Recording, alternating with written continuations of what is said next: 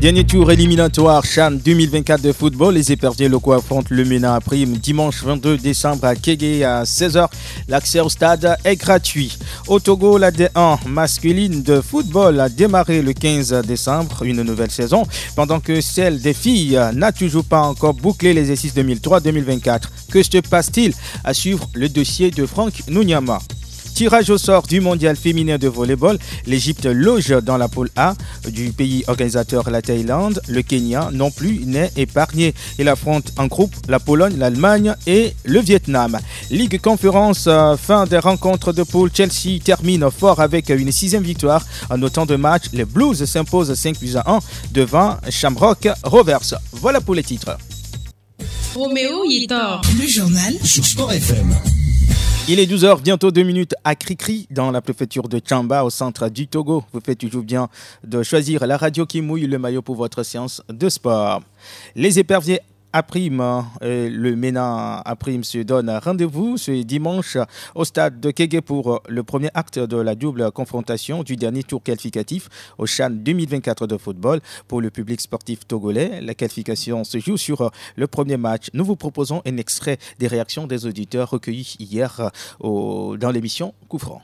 Je vais inviter la population togolaise de venir au terrain. Dimanche là, on va gagner. Moi, je crois qu'on va gagner. Mais ça pour les joueurs, dans le fond, ce que leur dans le pied, dans le fond. Moi, je crois qu'on va aller. Bonne chance à eux. Juste un message à Kader. Dans le bonsoir, ils ont joué face à cette équipe du Niger. On se souvient, l'année dernière, on avait gagné le Niger ici. Ils nous ont dit, ils nous attendent. Il faut aggraver le score. Il faut mettre 5-0 ici avant de se déplacer.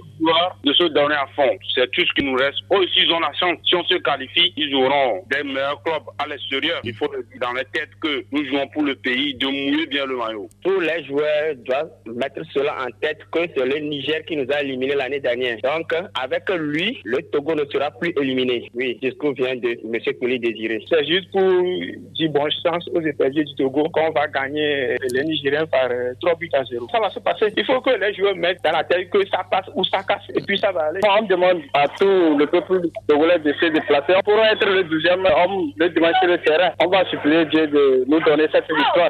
Franchement, nous, on a besoin de cette victoire. Si les joueurs se donnent à fond et on gagne ce match ici, c'est fini. Le match retour, ils vont essayer de... Au moins, un match nul là-bas, c'est mieux. Il faut que vraiment le sélectionneur, l'attaquant de la sauterre là, il n'a qu'à le titulariser. Vraiment, s'il a en forme, il n'a qu'à le titulariser. Les gars sont ciblés. C'est un attaquant, quoi. Ah, ce qu'on attend de nos éperviers, à une victoire large, ça passe ou ça casse, quoi. Donc là, jouer avec de la gnaque.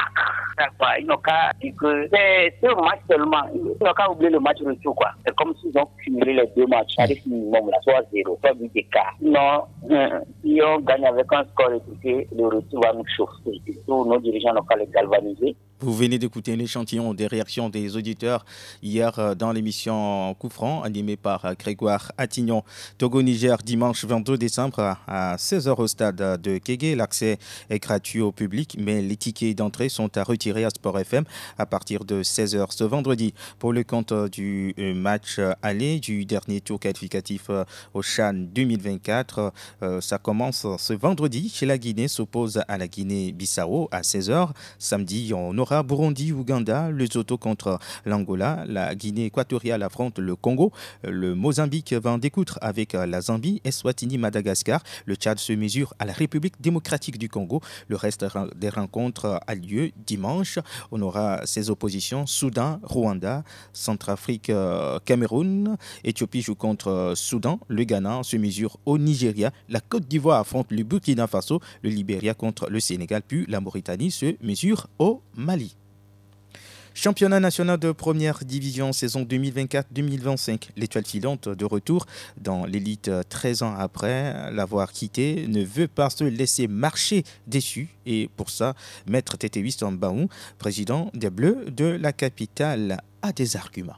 Je compte d'abord sur moi-même, sur mes propres forces, les joueurs, l'équipe, l'encadrement, les supporters. Parce qu'il va falloir venir nous battre à domicile. Si on se mobilise, si nos supporters participent aux entraînements, motivent les joueurs, je vous dis qu'on sera à domicile au moins imbattable. Il faut aller chercher le match nul à l'extérieur. À domicile, on gagne. Et puis, c'est tout. Mais notre objectif principal, c'est que nos joueurs doivent faire tellement de performances qu'ils doivent se retrouver en équipe nationale. On ne joue pas au water-polo, on joue au football. Et si on a la chance de jouer dans un club comme l'Étoile Filante, qui se trouve à Lomé, il faut viser le haut niveau, il faut viser la sélection. Toutes les sélections. Nous sommes candidats, nous allons placer nos joueurs dans toutes les sélections. Vous avez un groupe de supporters qui vraiment fait du bruit à chaque apparition avec des tambours assez impressionnants. Vous pensez qu'ils ont un rôle à jouer dans les performances du club? Absolument. Si les supporters sont là, les joueurs vont se donner à fond. Ça a un rôle à jouer. C'est le 12e, 13e, 14e, 15e homme. Maître Wilson Tete Baoun, il est le président de l'Étoile Filante section football. Il répond à Franck Nunyama. Foot féminin à présent, difficile de dire aujourd'hui quand le championnat de première division va reprendre après la fin de la phase régulière il y a plusieurs semaines. Mais Pafio Dobou veut rassurer tout le monde. Franck Nunyama. Si la compétition a du mal à reprendre, il y a des situations qu'il explique, dit Pafio Dobou, directeur des compétitions nationales et internationales à la Fédération togolaise de football. Ça va redémarrer. On a attendu la fin, la dernière journée, puisque les équipes ont droit à 10 jours pour pouvoir faire les évocations. Donc, c'est en ce moment que nous avons reçu des évocations de tel club. Et après, la commission de discipline a pris le temps pour faire son enquête, pour sortir son PV. Mais les clubs déboutés sont allés devant la commission de recours, qui va aussi faire ses enquêtes pour se prononcer. Voilà ce qui nous retient. Sinon, nous, on était prêts. On avait déjà un calendrier prêt par rapport au club qualifié pour le play-off. Mais voilà, on attend le classement final pour pouvoir décider de quoi faire. Quoi faire pour la suite, justement? Pas n'importe quoi. Le championnat féminin de première division doit aller jusqu'au bout, même si le retard est consommé, dit le patron des compétitions. On a déjà commencé la nouvelle saison dimanche passé. Ou bien on va tenir compte seulement de la phase régulière pour dire oui, tel est champion. Non. Aujourd'hui, la FIFA est rigoureuse. Pour valider un championnat, il faut un nombre de matchs. Si ça n'atteint pas ce nombre-là, le championnat n'est pas valide. C'est difficile, compliqué à tout point de vue, cette situation que traverse le championnat féminin de première division, mais Pafio Dobou, patron des compétitions nationales et internationales à la FDF, veut rassurer. Les journées qui restent, c'est 6 journées. Avec ces matchs, on atteindra. On va le faire. La commission de recours doit se réunir pour sortir leur PV. Je crois que déjà, on fera tout pour pouvoir commencer au moins 1 ou 2 journées avant la fin de l'année. On va le faire. Tout le monde veut croire en l'assurance de Pafio Dobou, mais l'on se demande si une telle situation n'est pas le résultat d'un football féminin qui bat de l'aile depuis un moment ici au Togo. Franck Nunyama sur la situation du foot féminin, la première division qui a disputé sa phase régulière et attend les playoffs. L'actualité sur les terrains périphériques, nous retrouvons Grégoire Attignon. C'est ce samedi que démarre la 12e édition du tournoi Gaillard Cobre Sport. Organisé cette année par Gaillard Espoir de Tokoin Lycée, la compétition regroupe 13 clubs répartis en 3 poules. La poule A est composée de Espoir FC, Gaillard Fiordoupi, Ossedur et Unisport de Lomé. Aoussa Zongo, Kotokoli Zongo, Alambika et KCFC composent la poule B. Puis dans la poule C, l'on retrouve le tenant du titre Diama FC, Gaillard Zinaria, Riyad, Amitié FC et Gaillard Kezebia. Les matchs de poule ont lieu samedi et dimanche à partir de 7h sur le terrain Adi Parc de Kégué. La phase finale a lieu le 25 décembre. Le district préfectoral de football Lomé Golf organise ce samedi une activité sur le football des jeunes. Il s'agit d'un plateau U13 qui va regrouper 16 centres de formation. La compétition a lieu sur le terrain de l'EPP d'Abarakonji Kolas et débute à 7h. Suite des matchs de poule du tournoi Petit Poteau organisé à Sokodé dans le cadre de la fête traditionnelle à Dossa Gadaou. 4 rencontres au menu ce vendredi à 14h30, sélection Carrefour Y contre la sélection Zola. La sélection à Bonda et celle de Don de Dieu prennent le relais à 15h30. L'on aura le duel entre la sélection Emana et celle Okocha à 16h30. Puis Nagodé affronte Frère Didaouré à 17h30. Tous les matchs ont lieu sur le terrain synthétique NAF Arena de Koma. 15e édition du tournoi Happy New Year Trophée Feu James Kounake à Devego, samedi à 15h30. Panther FC d'Agbata joue face à la cible de Bobolo Ekopé. Dimanche, Racine de Baguida se mesure à Rai FC de la même localité. Des matchs à suivre sur le terrain de l'EPP d'Evego. Tournoi JCM Cup, trophée civisme à Tchekpo. Quart de finale ce week-end. Samedi, AS Messi d'Or de Tchekpo affronte Mob FC de DV. Dimanche, Royal FC de Tchekpo s'oppose à Renaissance de Zafi. Tous ces matchs se jouent sur le terrain municipal de Tchekpo de Dekwe. C'est le mercredi 25 décembre, jour de Noël, que s'ouvre sur le terrain du lycée Kakaveli la deuxième édition du tournoi de l'amitié. Pour cette année, 16 clubs répartis en 4 poules de 4 prennent part à la compétition. En inaugural, 2 matchs au programme. À 13h30, AS Adebayor va en découdre avec Promo Foot AC, puis à 15h30, AC Clermont Foot, club organisateur, donne rendez-vous à Chronos FC. L'actualité des terrains périphériques avec Grégoire Attignon. Sport FM midi, nous sommes bien ensemble. En direct du studio Messan Niamey, dans la suite, le camp de basket au centre Swallows. Tirage au sort du mondial féminin de volleyball. Chelsea fait un parcours parfait sans faute lors de la phase régulière de la Ligue des Nations. La NBA, puis le festival alimentaire organisé par OADL. Restez avec nous, restez sur Sport FM. Tout le meilleur de l'info sportive. Tout le meilleur de l'info sportive. Une seule chaîne, Sport FM. Sport FM. Vous nous suivez sur la 91.9 et www.sportfmtg.com du basket à présent. Le centre sportif Swallows abrite un camp de formation sur la balle orange. La formation dénommée la fabrication des géants regroupe des jeunes basketteurs revenus de plusieurs pays sous l'encadrement de l'ancienne star de la NBA, Luc Mba. L'objectif de ce camp avec l'administrateur principal du centre sportif Swallows, Florent Egra Kataka.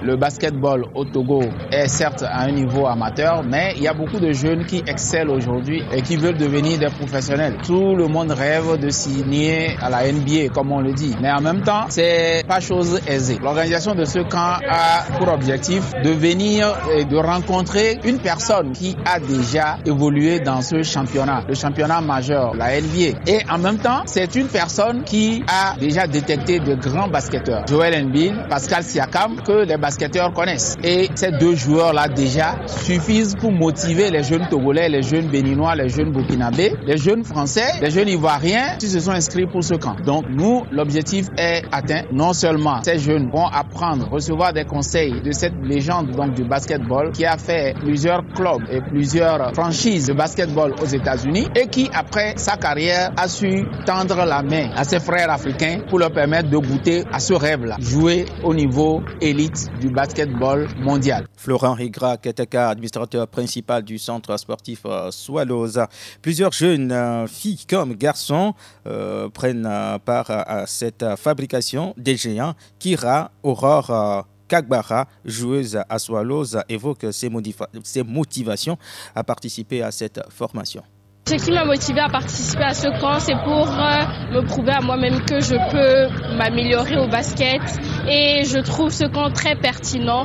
Comme ça va me pousser à faire des objectifs pour m'améliorer et devenir une bonne basketteuse. Ça me fait très chaud au cœur. Je suis très contente de le voir parce que c'est une personne très importante dans la NBA et je suis très heureuse. Mon rêve en tant que basketteuse, c'est me prouver que je peux le faire. J'ai un rêve, je veux jouer très bien au basket et je veux surpasser les autres.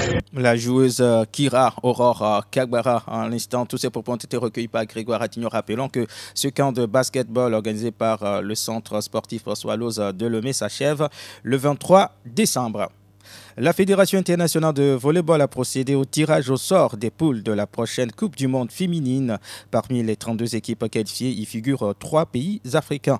Il s'agit notamment de l'Égypte qui est logée dans la poule A, aux côtés des Pays-Bas, de la Thaïlande, le pays organisateur, et de la Suède. Le Kenya est tiré dans le groupe G en compagnie de la Pologne, de l'Allemagne et du Vietnam. Enfin, le Cameroun évolue dans la poule H avec le Japon, la Serbie et l'Ukraine. Le mondial féminin de volleyball aura lieu du 22 août au 7 septembre en Thaïlande en 2025. Fin ce jeudi de la phase de poule de la Ligue Conférence. Nous sommes bien sûr en Europe et Grégoire Attignon, vous nous faites le point. Chelsea boucle cette phase en toute maîtrise. Les Blues ont signé une 6e victoire en battant Shamrock Rovers 5-1 et termine la phase avec 18 points. Derrière Chelsea, le suspense reste total. Guimarães et Fiorentina ont fait jeu égal, 1 but partout. Autre résultat, FC Lugano et Pafos se neutralisent 2 buts partout. Panathinaikos marche sur Dynamo Minsk 4-1. 1-0 pour le Betis Séville devant Helsinki. Copenhague courbe l'échine devant Rapid Vienne 3-0. À l'issue de cette dernière journée de la Ligue des conférences, voici quelques clubs qualifiés pour le tour suivant. Rapid Vienne, Lugano, Legia Varsovie, Cercle Bruges, mais aussi des petits poussés comme Pafos, le Borach, Banja. Tottenham complète le tableau du dernier carré de la League Cup en Angleterre. Les Spurs ont battu Manchester United dans le dernier quart de finale, 4-3. Tottenham rejoint ainsi Arsenal, Newcastle et Liverpool en demi-finale. En Italie, l'Inter Milan valide son ticket pour le quart de finale de la Coupe. Les Interistes ont pris le dessus sur Udinese 2-0 et affrontent au tour suivant la Lazio Rome. Merci à vous, Grégoire Attignan, pour toutes ces infos sur le continent européen. Et ce sera tout pour vous. NBA, c'est un grand Victor Wembanyama qui a porté San Antonio la nuit dernière. Le Français, auteur d'un match exceptionnel, a conduit les Spurs à la victoire face à Atlanta. Après prolongation 133-126, Wemby a réussi 42 points, 6 rebonds et 4 contres. Avec cette victoire, les Spurs occupent désormais la 11e place au classement à l'Ouest. Autre résultat, Washington-Charlotte 123-114 pour Washington. Utah détruit Détroit 126-119. Chicago-Boston, victoire pour Chicago 117-108. Puis les Los Angeles Lakers s'imposent face à Sacramento 113-100.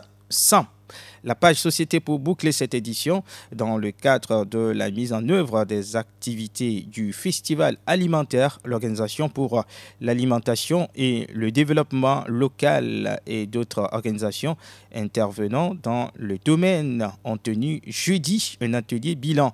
Des précisions sur cette rencontre avec Jacques Assis, chargé de programme du projet Éducation à la nutrition et droit à l'alimentation. Nous avons travaillé pour mettre en place ce réseau qui compte aujourd'hui 8 organisations et c'est la particularité de cette édition 2024 où au-delà de OADEL, il y a 7 organisations qui se sont lancées dans ces projections dans les différentes zones du Togo. Les projections se sont déroulées du 15 octobre au 30 novembre et comme cela demande, après cette activité, il faut qu'on se réunisse pour parler de comment est-ce que cette activité s'est déroulée sur le terrain, surtout qu'on a de nouvelles organisations. Donc nous sommes là pour faire le bilan de cette édition. Ce bilan a consisté à ce que ces différentes organisations puissent présenter ce qu'elles ont fait sur le terrain en termes de projection, voir les difficultés qu'elles ont rencontrées, les réussites et voir dans quelle mesure on va améliorer pour les éditions prochaines. À l'issue de notre bilan que nous avons fait, nous sommes très contents parce que c'est une toute première fois pour le Togo de faire 42 projections sur toute l'étendue du territoire en atteignant environ 3200 personnes. Et pour cette édition, nous sommes intervenus dans 4 régions, la région maritime, la région des plateaux, la région de la centrale et la région de la Kara. Jacques Assis, chargé de programme. Parmi les organisations présentes à cet atelier figure le Résoka. La secrétaire Karine Powering-Vrunga évoque ce qu'elle a retenu de cet atelier.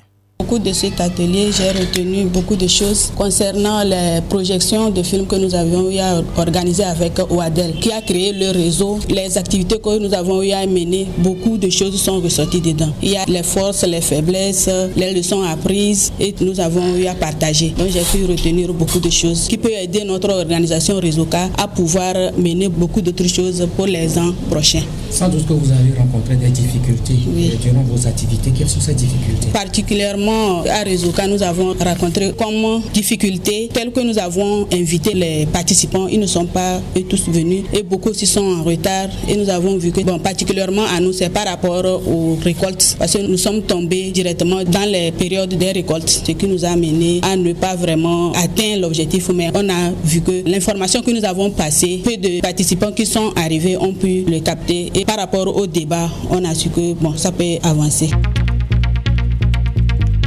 Karine Powering-Vrunga, elle est donc secrétaire de l'organisation Résoka au micro de Grégoire Attignan. C'est ainsi que s'achève cette séance de sport de la mi-journée. Merci de l'avoir suivi. Mise en onde Pélagie Mekoum à la caméra et l'homme à devant. Je suis Romo Yetor.